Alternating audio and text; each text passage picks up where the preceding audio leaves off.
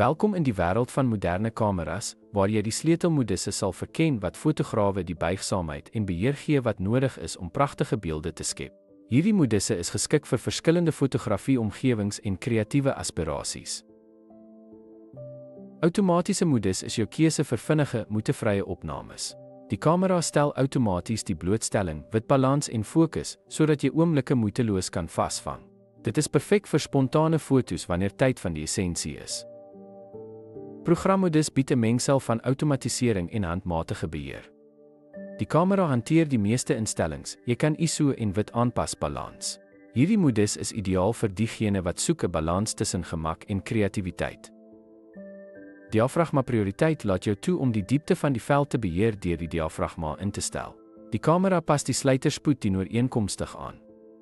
Hierdie modus is perfek vir portrette of landskappe waar fokusdiepte van kritieke belang is. In sluiterprioriteit, jy stel die sluiterspoed op legbeweging vas soos jy wil. Of jy nou aksievries of bewegingsonsherp te skep, die kamera pas die diafragma aan.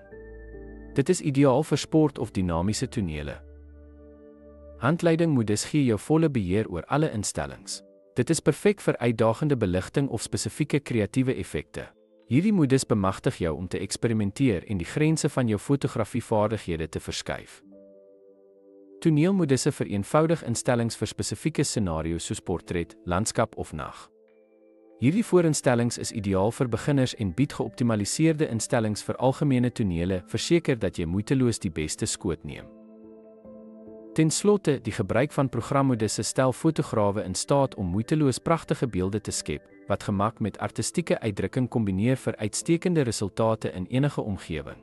Dankie vir die kyk.